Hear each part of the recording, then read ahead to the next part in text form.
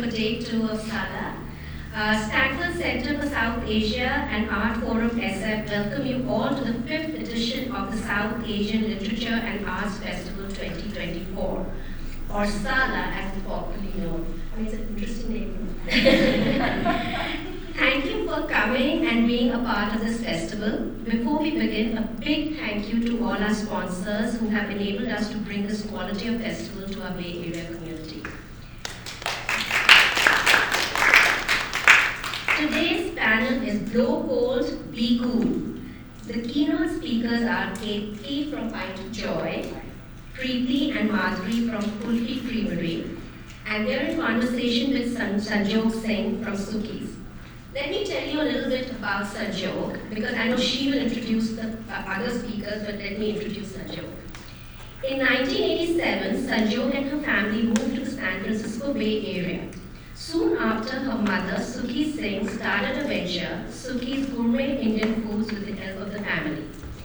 Sanjog got her early education to the food business as part-time help in the family business. After finishing her schooling at UC Berkeley, Sanjog ventured out in the world of consulting and marketing, only to return in 2006 and join her mother full-time. Sanjog has spent the last 17 years in marketing at Suki's Gourmet Indian Foods and seen the company through its transformation from a family-run business to a nationally recognized consumer packaged goods company. We've seen the food at Costco and obviously eaten it too. Just a few house rules before we begin our program. Please keep your cell phones on silent and no video recording. There will be 15 minutes Q&A after the discussion. We would also appreciate if you could pick up after yourselves. Art exhibition is on the 3rd floor above the BCC and more vendors in the marketplace in the front lawns. And with that, let's welcome our panelists with a big round of applause.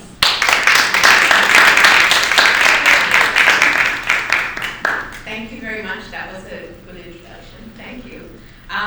So this is my second time doing SALA, and last year was a revelation to this beautiful community, a time we can all give to ourselves of just indulging in words, in art, everything outside of a regular day. So thank you again. So why ice cream? I'll say that before I go into what I hope are good introductions for you guys. But ice cream, the words that deliver comfort and love in every culture across the globe. There's a reason why many people turn to ice cream in times of stress or sadness. Ice cream, particularly those with creamy textures, can trigger the release of hormones such as dopamine and serotonin, the feel-good hormones. Indulging in this sweet treat occasionally can help lift your spirits and provide a temporary, momentary escape from the challenges of daily life. Ice cream indulges one in a warm hug, giving solace when we need it and celebrating joy when life smiles. So, I'm going to start with the introductions here of this great panel that we have. Preeti and Mads, Madhuri, lovingly known as Mads. So, to say that Preeti and Mads fell into the journey of ice cream business is an understatement. Both working in land use related fields were literally hit by a bus in 2018, and that was just as they were recovering from other life events that same year. With these events, Preeti took a hard look at her life and what she wanted to do with it. Life had just played a card where she knew it was too short to do what she did not love. Then a life coach whispered the words ice cream, and the rest was history. With her partner Mads, who ironically had trained in hospitality, these partners in life found the perfect path to partners in business.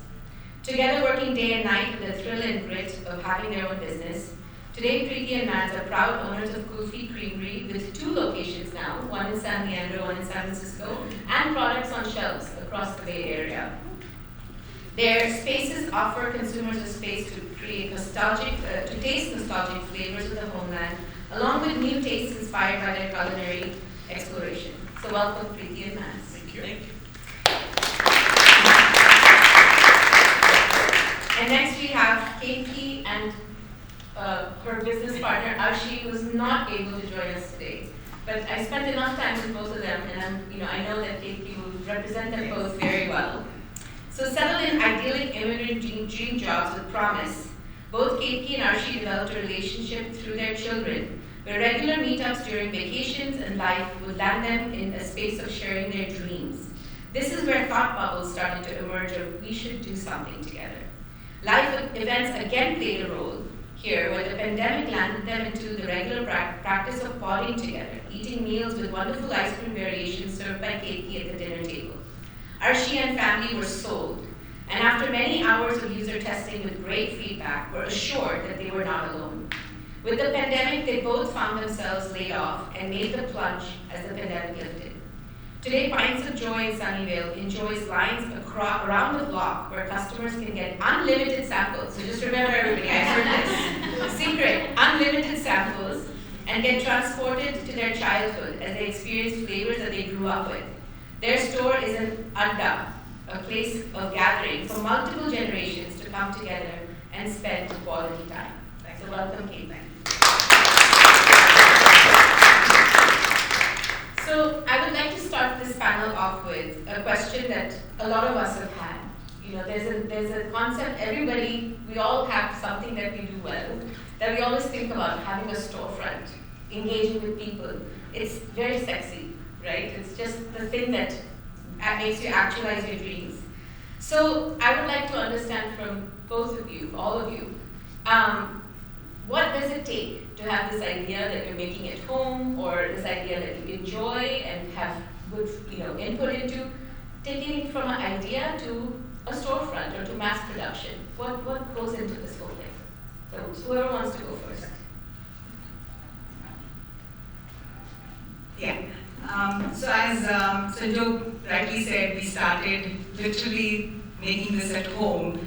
But as most would know, anything with dairy or food products, you cannot make at home until a certain point. So only until that pilot stage when we were sampling it with friends, family, was ice cream being made at home. Right after that, we had to look for a commercial kitchen, and that was a very integral part of it. Again, you're talking pandemic, 2020, restaurants were getting shut, and here are two crazy ladies trying to get into the food business who've never done it before. We found a small place. It was a Momo kitchen. The guy used to run food trucks, and he had a lot of space to sublet, so we took it from him. Applied for the right licenses and all of that, and then started, with really training ourselves to move to the commercial phase of ice cream making, which is, trust me, not at all the same thing as what you do at home in your little two-quart Cuisinart.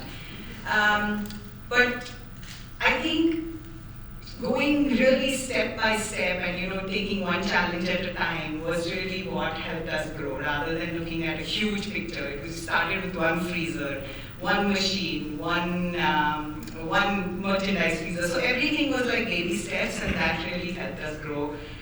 From there, within a year and a half, we tapped out and then started looking at a much larger space, which is what we have in Sunnyvale right now.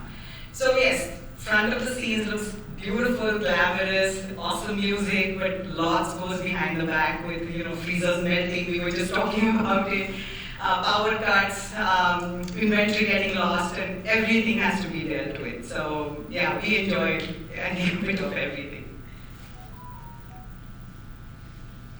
I don't know what to add to all that. We face the exact same thing every day. For us, there was a question that we wanted to answer, and a question we're looking for right now. Why do we want to do this business? And for me, it was the question of whether I wanted to stay in this country or want to go back to India. I wasn't sure where I belonged, and I was trying to figure out whether I belonged. For some reason, from deep inside, I don't have any background in business, family doesn't have any background in business. I felt deeply that a business would answer this question. Some kind of business, and the business I love is the business of, not business, what I love is food. So food business would answer this question. And very quickly when we started Kulfi Creamery, within 6 months it was a resounding answer of yes, I feel rooted in this country now, I feel connected to a community. We live in a very small city called San Leandro, and the city is still very much like a village, and we felt very connected. But all the things Ketki said, we faced all that, the drama of trying to find space to make our ice cream. There's only one commissary in the whole of Bay Area where you can, a commercial kitchen, like other small food businesses make food. There's only one commissary in the Bay Area that's set up to make ice cream, because ice cream is milk-based product has a lot of regulation and restrictions, much more tightly controlled than a regular food product. And so we had to shut all the way to Concord to make our ice cream, and it was nuts. We would be there at midnight, and it'd be like in a horror movie. We're the only people there. We'll step out of it. We were very worried to death about our safety.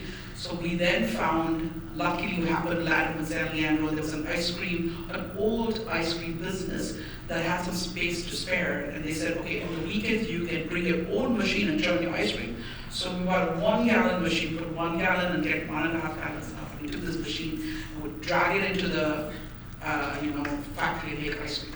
And from that, with COVID, we started making pints because all the different events we did, different corporate events we did, all dried up overnight. So, and pints required us to churn more. It was just solving problems. It's all organically solving problems, and we had to make more ice cream. We needed a bigger space. Now we couldn't do that in that space, so we looked for a space, and then we found a space to make ice cream and said, oh, shop would be fun. We'd love to do that, So we added a shop. So it's been a very organic journey for us, with a lot of problems that we have solved, and it's been a great learning curve. Go ahead. I guess I just have one little comment. And I think the best way to open a business is to be ignorant to start with. To not know how much work it takes. But I think if you actually knew how much work it takes, you would just go buy an ice cream.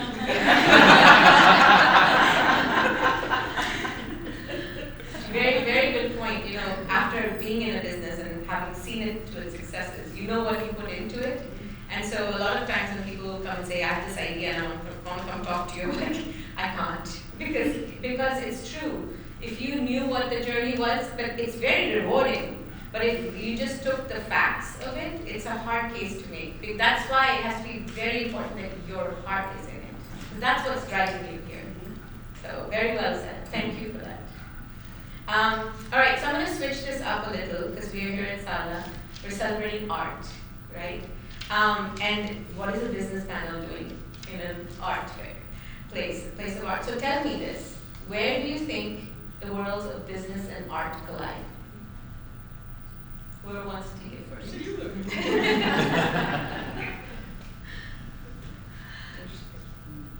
think it's on. Okay. I think art and business, at least how I see art, is two things. Art brings beauty to the world, and art is often a moral choice. You're putting out your morality for the world to view in whatever medium you're putting it out. And I feel that's very similar to running an ice cream business. Not just ice cream. Ice cream brings joy, that's one part. And it is the way we both do it. It's nostalgia, but it's also creating something new. And that's very rewarding to see how people perceive it, how people accept it. We make something, but how is it consumed is just the fun part of it. But the moral choice of it is you have to make moral choices every day in a business. We use Strauss organic dairy to make our ice cream. Very expensive compared to regular milk.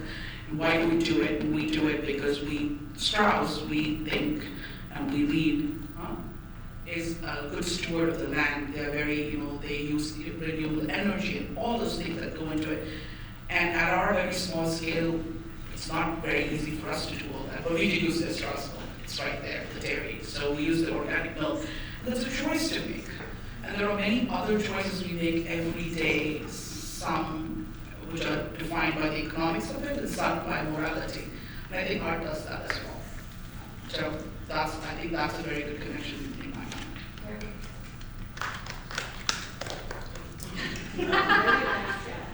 mind. Let's see, so I think Preeti is the ice cream person. I'm kind of just arm candy a little bit. But I think one of the reasons that Preeti was unhappy being a traffic engineer is that everybody hates traffic. And it's very dull. I mean, oftentimes you're just sitting there at an intersection and you're literally counting cars, And it made her unhappy. Like, she'd come home every day and she was unhappy because I think it did not allow her creativity to come forth. And she's the kind of person that will go, and I'm assuming you're the person too, you'll go into the fridge and you'll just find 6 things and make a meal, right? And she does that. She comes up with these amazing twists on ice cream that are really artful, I think. So I eat, I clean, and she makes. Yeah. Yeah.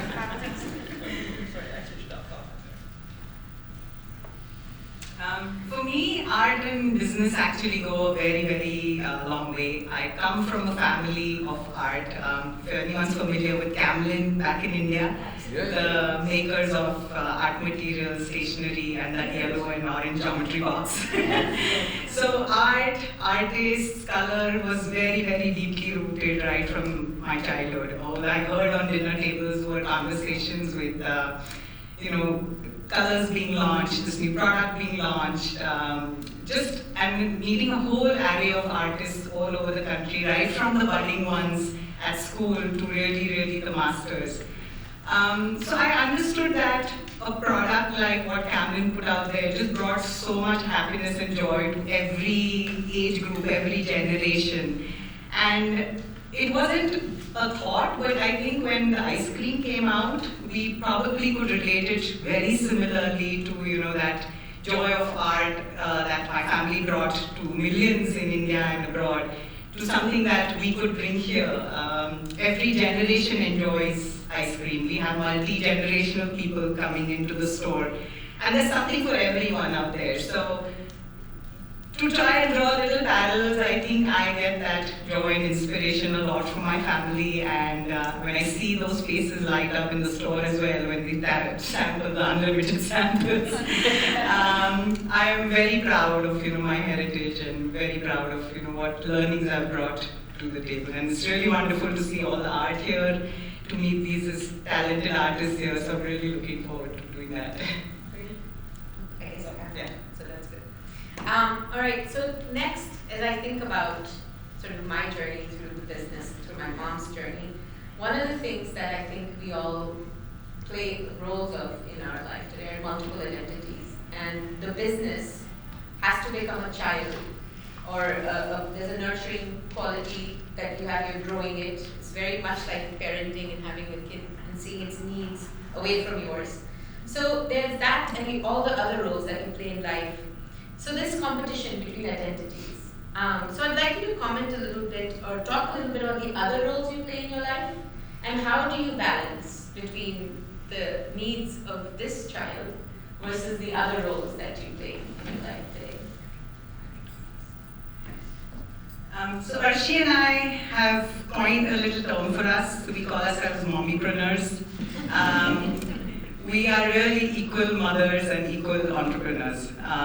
We have 2 high school age children, and they take up a lot of our time. I think we went into this knowing that this is going to be a very different new challenge for us. But at the same time, we should not feel guilty or feel overwhelmed by being stretched in very, very different areas. So I was just talking to Sanjog, and I was like, there were times where, and we have a couple of squash mothers here as well, we left kids at the squash courts for a couple of hours, more than that, just because we couldn't go pick them up, because we were being held up at the store. Or vice versa, the kids took up some time and we couldn't do something at the store because, so just pulling ourselves a little back, knowing that everything is part of your life, and we are mothers, we are entrepreneurs, and we want to raise both these children in as much nurturing and as much love and time that we can give, is really what we wanted to do. And I think we played that role well. So yeah, right now we have kids going to college, doing college trips, and at the same time we are opening our second store in Fremont. So both of them are taking equal amount of time, and I think we want to keep it that way. We don't want to triumph one over the other, and we will continue to be mommypreneurs without getting too stressed.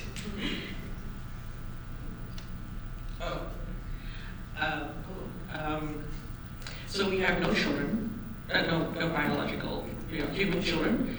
I am always amazed at folks who have children and run businesses. I couldn't even fathom it. I'm very much into Preeti, and I like spending time with her. So I think one of the things that we do in our business is make sure that we have time for each other as well. One of the things that I've always been is I'm queer, and I have like 25 years of activism behind me in the United States. But I've always been a proponent of what I like to call is subversive activism. So oftentimes we would go to, we'd come to Stanford, we go to Berkeley, and we go to all these places that are very liberal and welcoming, and we talk to each other, and we kind of just talk to each other. And the people that need to hear the message don't get to hear the message. So one of the things that we actively do in our store is, I think I did that. It's blinking. Let's take the Okay, I got it. So one of the things that we do in the store that both Preeti and I decided to do was we would have a really big wedding photo of ours, and we got married in a traditional Iyengar. No religion. So Hindu. So we got married in a traditional Hindu ceremony. I think the batteries.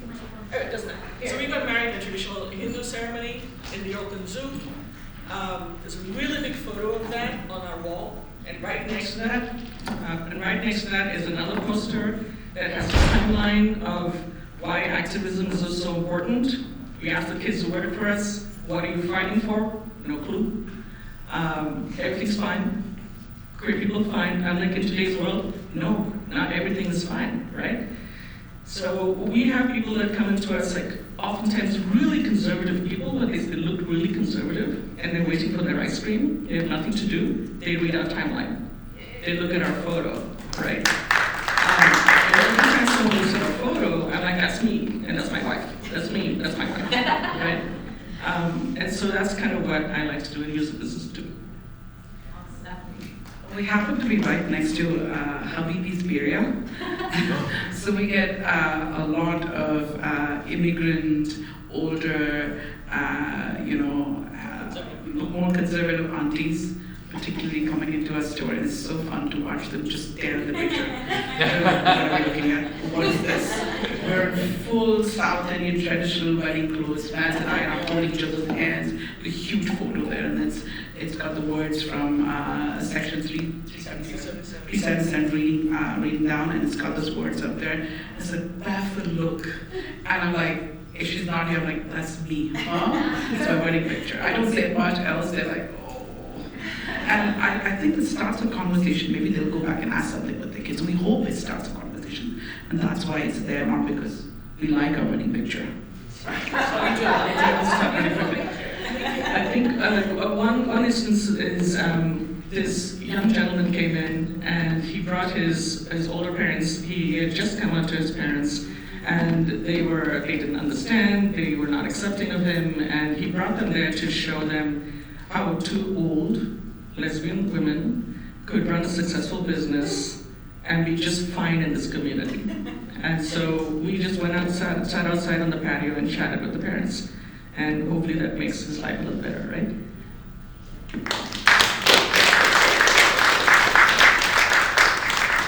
So I think these examples and balancing identities. I was the child that was left at school and walked 7 miles home. Only when I want to not be surprised. Like, why did I show up? She didn't even know she had picked me up. So, but I think, and I'm fine. I think they are too.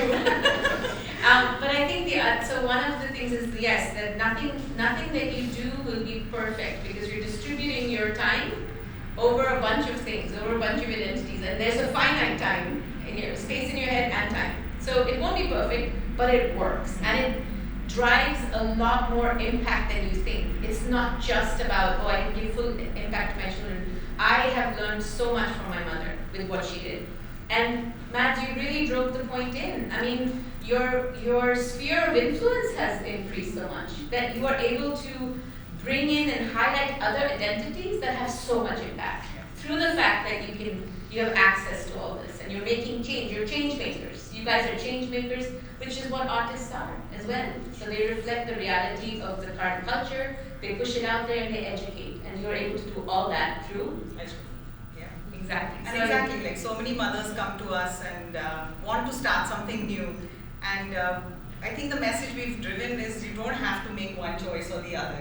Both are very possible, and yeah, just go for it. And it's okay. You don't have to be 100%. Exactly. Because there's so much more you're delivering. Exactly. Right? So the pie gets so much bigger. I think that's the key.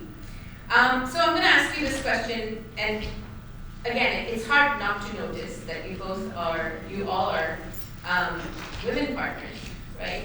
You're partners in life and in business.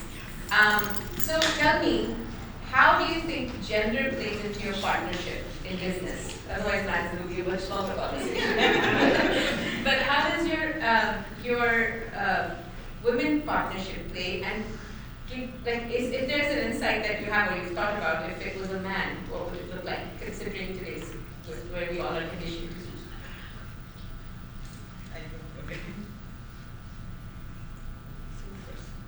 I'm dying to hear Ketki's answer.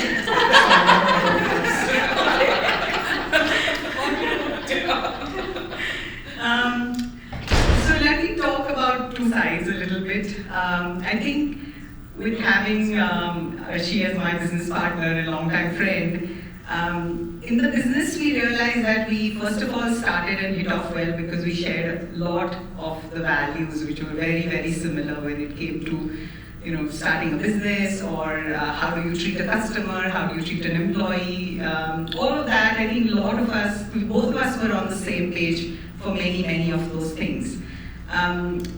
Probably the pro is that we can bring a little bit of that nurturing side to the business. So if an employee is having some trouble, I think we are a little bit more empathetic and to understanding that it's not just pure black and white. There may be some circumstances that person's gone through, and that is why this situation has occurred or arisen.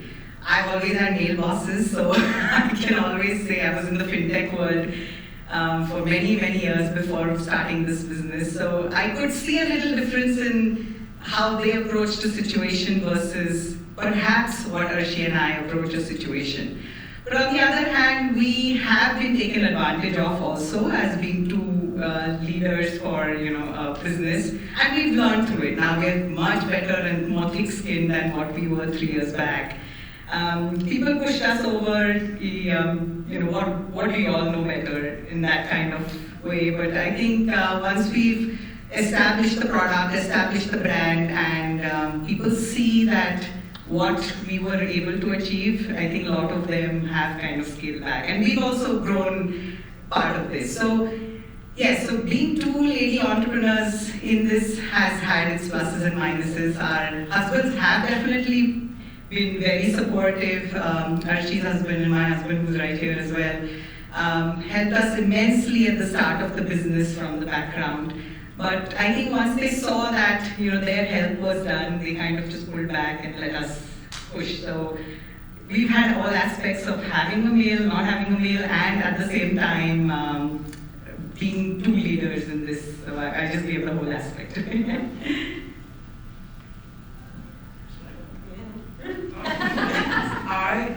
I was married before to a man, and now I'm with a woman. So I have a little bit more perspective than her, which is a gold star lesbian. So I'm going to go first and say I'm not sure, but I think there's less ego and there's more equal distribution of labor without much effort. And I think doing this business is very hard. The back end of it is actually very tiring, physically draining, and it's very important to be able to communicate without worry or fear, even the good and the bad, communicate the good and the bad, and I think it's easier to do it with a woman. That's my thought on that. And then as women entrepreneurs, we deal a lot with wholesale Indian grocers who happen to be men mostly, and if you put your foot down or show a very confident side, they don't like it. And I've got a lot of pushback and a lot of issues with that, and I gotta play the old feminine, oh, Uncle G, come on, you can do it, kind of drop my voice down and do it, and it works. And it annoys the hell out of me. And I have not noticed it when I was younger, but now that I'm much more wiser, I think it just grates on my nerve that I have to do it. But I have to do it to get some things done with my business, and it's a choice I have to make at that point. It's very quick. It's a second you have to make a choice, and I sometimes make a choice, and it irritates me. So I think being in business as a woman still to this date has some things that you have to work around the male ego. But that's why I think that's what informs my thought about maybe it's easier to be with a woman because that ego doesn't exist. Oh my God. So I love her, and when people ask me how the business is going, I usually tell them that we're still married.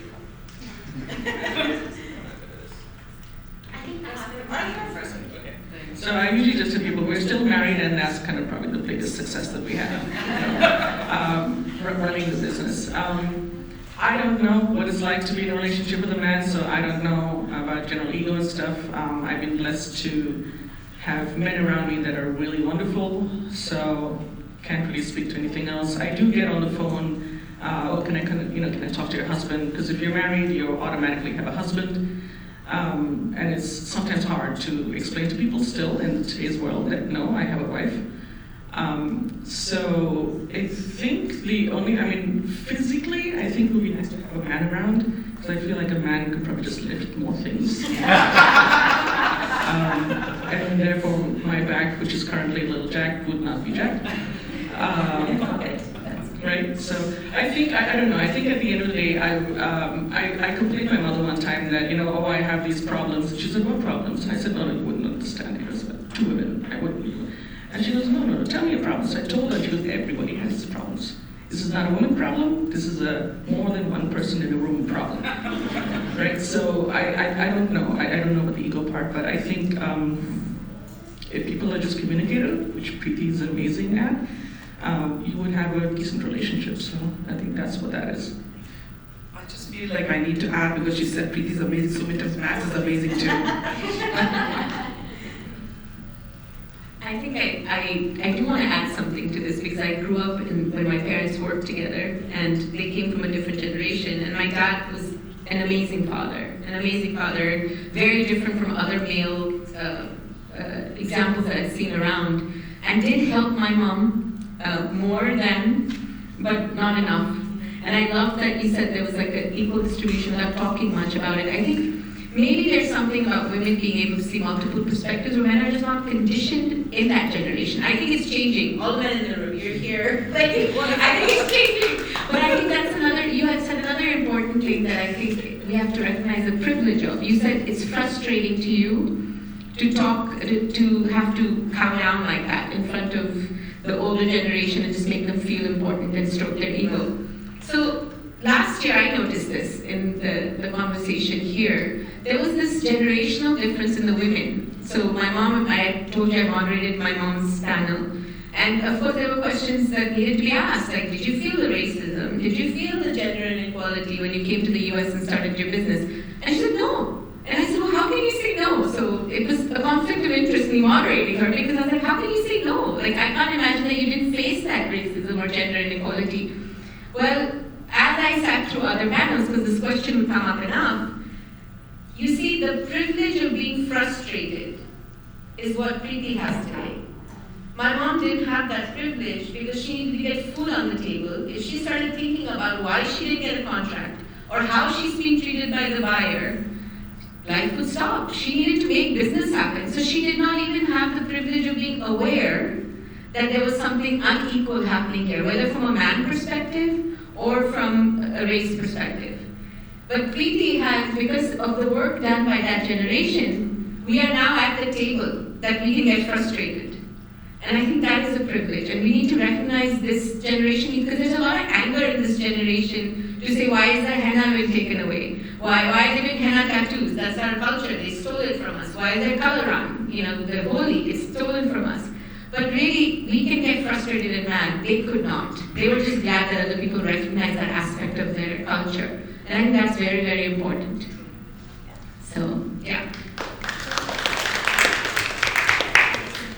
All right, so we've had this one-way exchange. You've shared all your... Oh, did I take 2 speakers? Attention grabbing. So we've had this privilege of all your experiences being shared one way. This is an interactive session. We want it to be as we move on to interaction. So tell me, today I see that, the big way you can communicate with your consumers is the ones that walk in your storefront. You don't really get a chance to communicate with where they're picking up your product, but there is another big medium that we all cannot ignore, which is the internet. And there's a lot of feedback that you receive on the internet. And it's a one-way feedback mostly. You do go back to the person, but there's a lot more people reading that feedback. So if you had a chance to give your perspective or educate on this medium of conversation, communicate well with your partners, which are your consumers too, right? What would you want to say about this medium of communication and how it can work? Does it work productively today, and how can we make it more productive? Did you understand what I'm asking? You want me to explain? No. Okay. I would add to another example.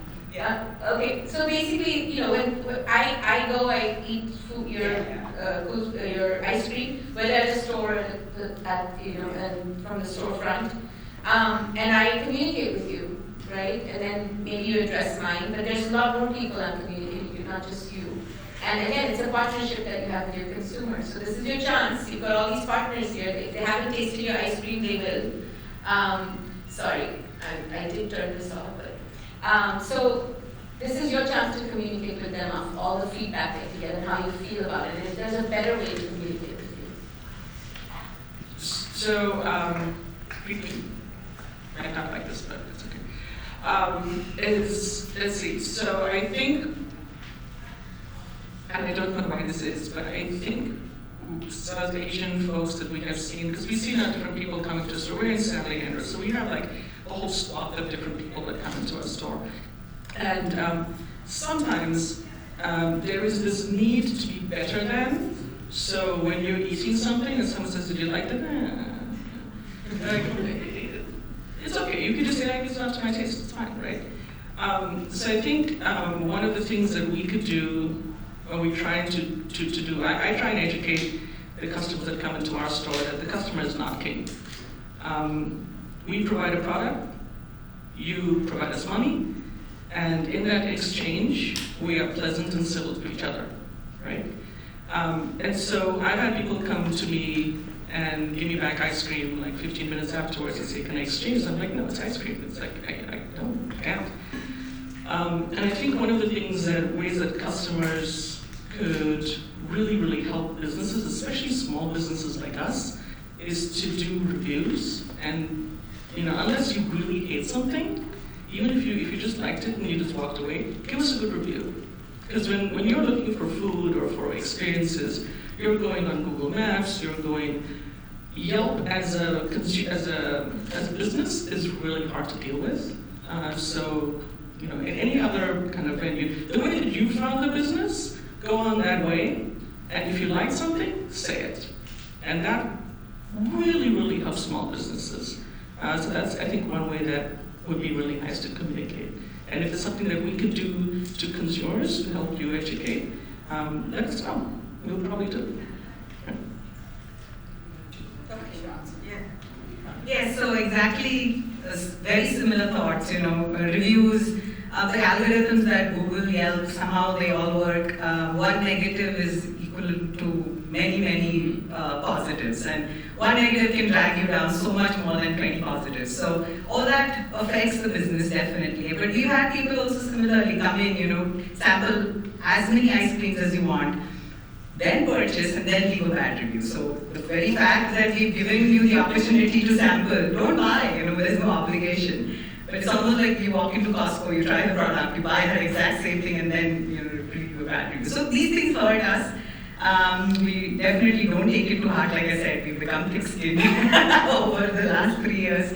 Earlier one bad review and we were like, what did we do wrong? And I think this whole power that everybody has in their hand, just putting those 4 random stars or 5 random stars not even within a second of walking out of the store. I think if everybody just took a little bit more time, just saw the effort that has gone in, to putting the store like this, to bringing these unique flavors that everybody's making, the hardship that goes behind the counter. Every person out there standing behind the counter is also serving you for the last 4 or 5 hours. They're dealing with endless number of customers with all their whims and fancies. So just giving a little break before you make that quick judgment, I think will go a long way for small businesses. I completely agree with Kate. And that's, this has been an experience too. Social media has been amazing because, you just spend top dollars before to reach people. Now it's right there for you. But a lot of the social media is about gimmick, about, there's something, some fire coming out of ice cream, and there are 100 people going and checking that out. And what is the product? I have actually gone and tasted many of these products because they're there on my social media feed. And, there's just a hype around it. It just looks good, sometimes it doesn't taste good. And you have to, as a consumer, even me, have to put a little bit more thought and see what are you getting, the quality ingredients, why are people providing what they're providing. And like he said, give it a second before you ever write a negative review, because there are like 100 touches before that ice cream or any product comes to you. And maybe somebody was just not having a good day, somebody, something's freezer stopped working in the background. I can only talk about ice cream, but and these things have led to something not working. Come give a try a second time. We often don't get that opportunity. And I think for us, because we're queer and we're out there, I have a bunch of times seen people walk in and see Maz and me being friendly, cozy, and not liking it. And they don't tell us the product is not good. They eat our product. Yeah, and then 5 minutes later, they go and write a review saying, of 1-star review saying, we're kid unfriendly, not family friendly. I will not be able to exactly connect the person, unless I look at my video, which I don't have time to look at. But we have gotten this response, and then these stars matter because customers will say, I just searched for ice cream, 4.5 stars, and you came up. And I always laugh because the place that we go to, Pakwan in Hayward, which is our favorite adda to go to, has 3 stars. I don't care, it's great food, we love it. So not just us, any small business, lots of times run by families, we're supporting children and other people. Just give them a chance, just don't go by the stars. And you guys had some, when we were talking, did you give me a sort of thing like one bad review is worth how many good reviews? Yeah, exactly. 5, I think, really. Yeah, so just think about the weight, and the aspect, I think retail conditions and ice cream, there's so many things along the way that have to go right for the perfect experience. And if one of those things drops, is it really worth it not being there? That's the question one needs to ask. Great. Well, I think we're on time, right? So now we're going to open it up to the audience. Please ask questions, and the panelists are here to answer.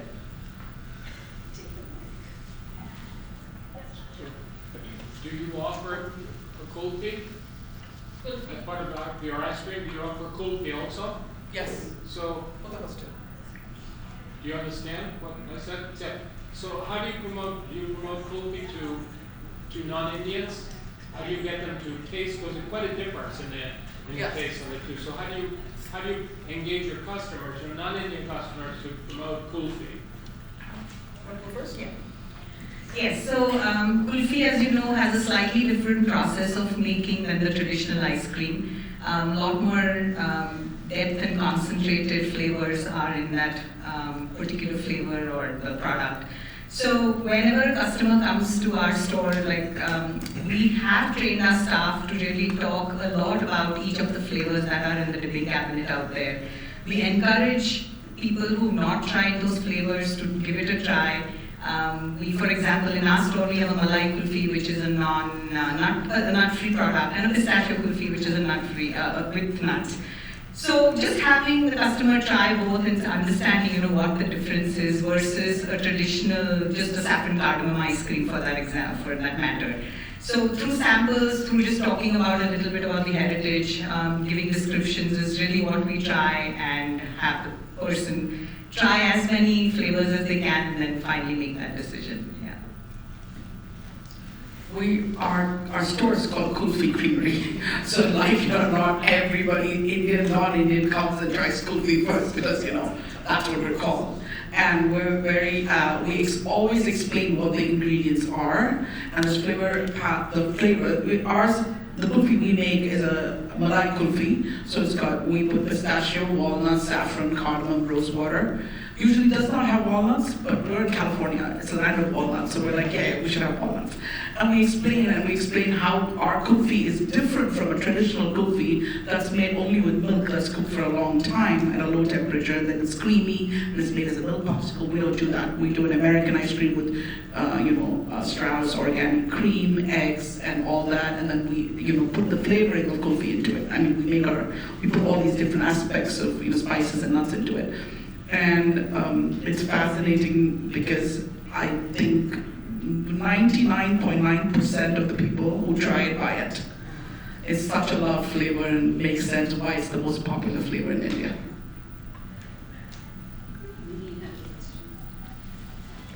Yes, hi. I tried your ice cream for the first time last weekend, and it was, I love that they gave so many samples. They were so patient, the people behind the counter, and I liked quite a few. My question to you was, how do you get the fruit flavors to taste exactly like the fruit, like the chiku was exactly like chiku with the mango?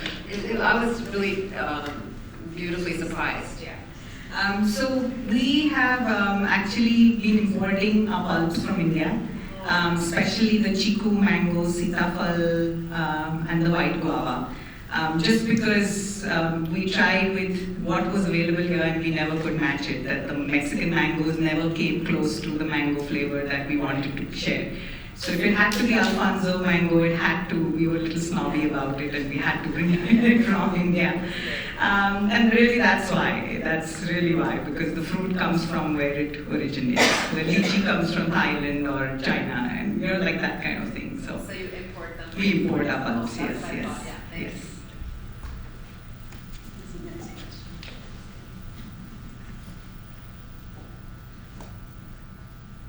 It's not a question, it's a remark for Keep Minds of Joy. That's a new hangout place for my nieces, nephew, anybody who visits. And it's middle of the night, like 9:30, 10, we go and it's still vibrant. And like my daughter is totally Americanized, she's like, Mom, what is this? How come we don't have more of these? So I really credit you for creating an atmosphere of, comfort and wonderful flavors, and thank you so much. Thank you so much. Just like what we've seen with the coffee culture here, people go to enjoy that cup of coffee, sit for hours, chit chat, work. The ice cream culture was very prominent like this back in India, and I think when we thought of ice cream, we definitely wanted to bring that culture here.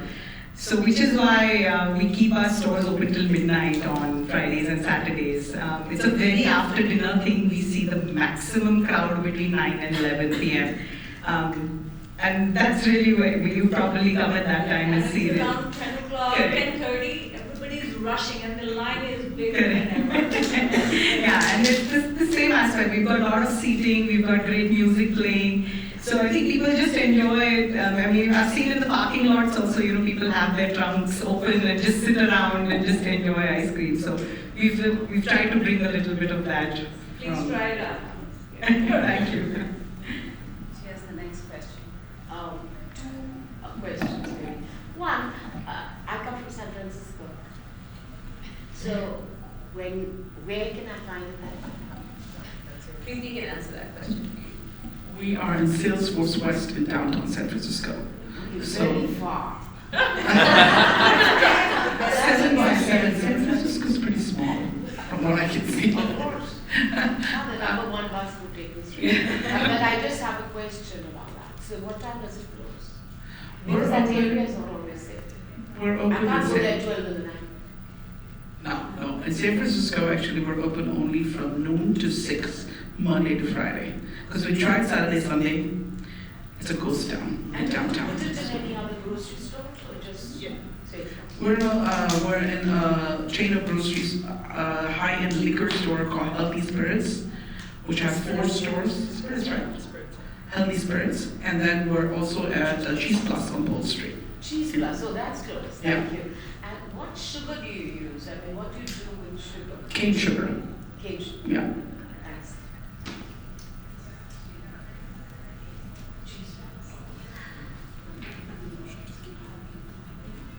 Sorry, I missed the first part of the talk, but I wanted to say to Preeti and Madhuri, number one, I think it's so important that we see that representation, so thank you so much. I'm sorry you've had these difficult experiences, and I really hope that people will be kinder and even appreciative of what you're trying to do. And secondly, I had my nephew, I live in Gilroy, but I had my nephew bring your pints down for Thanksgiving last year, and they were just incredible. Thank you. Thank you so much.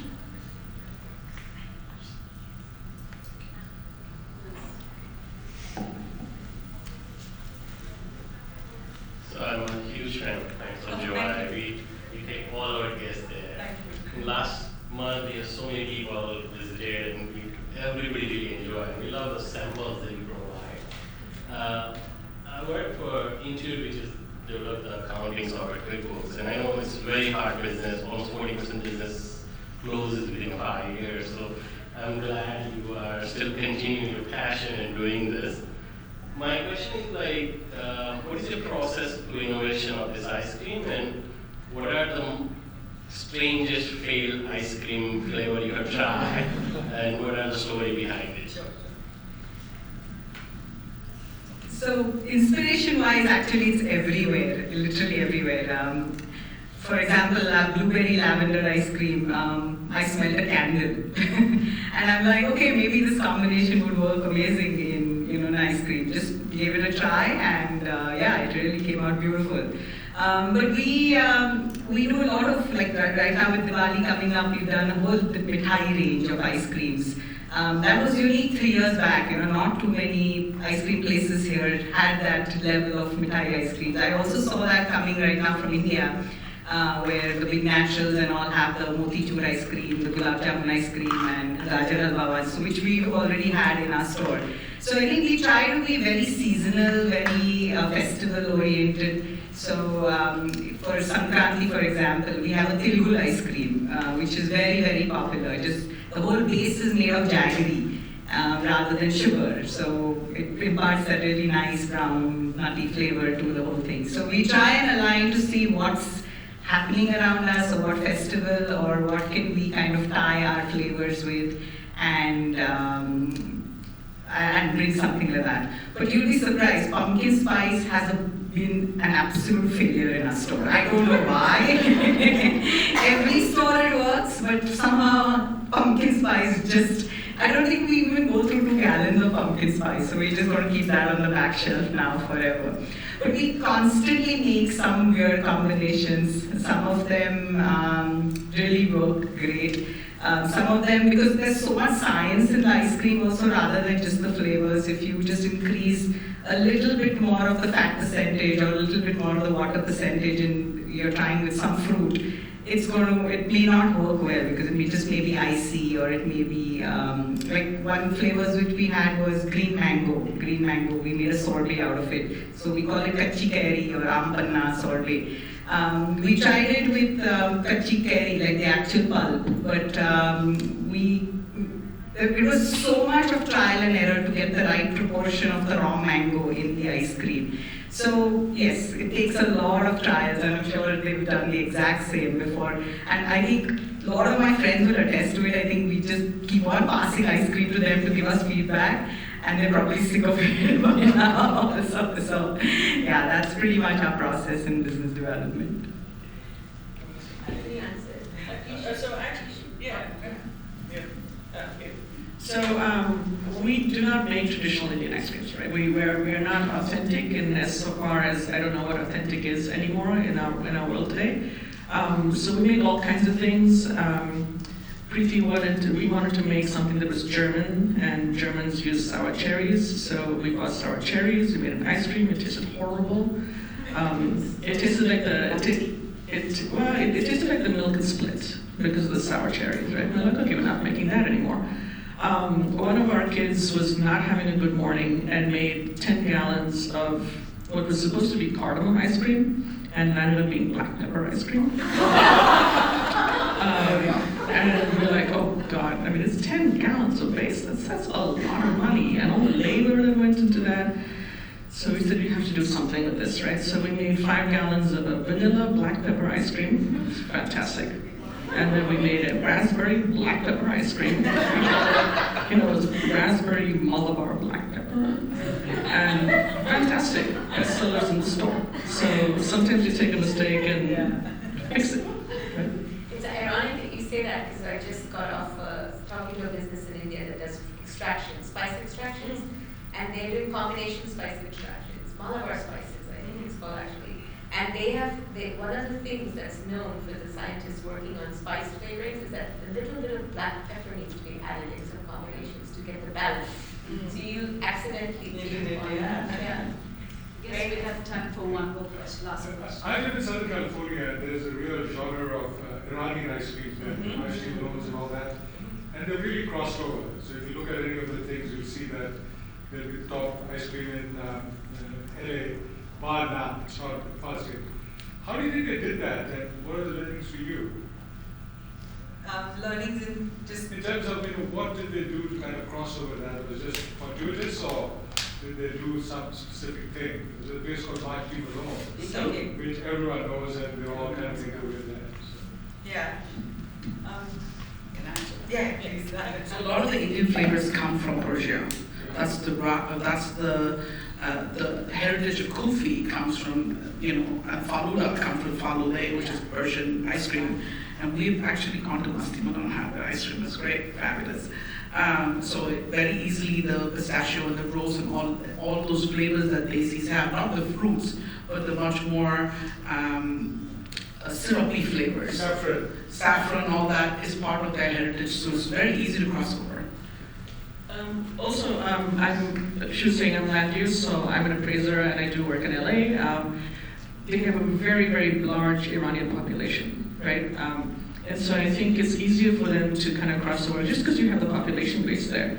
In terms of what we're doing here, I think we're doing it. I don't think we're not doing it. We have both Pets of Joy and us, we get a lot of press. We were in the New York Times 2 weeks ago. So the fact that we have the press, people read it, people come to us. I'm sure it's not just South Asian people that come to you. So yeah, we're doing it. It just takes, we've been around for 3 years. Masti Malone's been around for... Actually, there was an Irish, the Malone is an Irish thing. Okay. The guy bought that thing, and then he Persianized it, and it worked. There you go. So it's been like 20 years? Yeah. 30 years? Our dream is to make motichur laddu ice cream and salted caramel Mysore pak be like brownie, rocky old ice cream.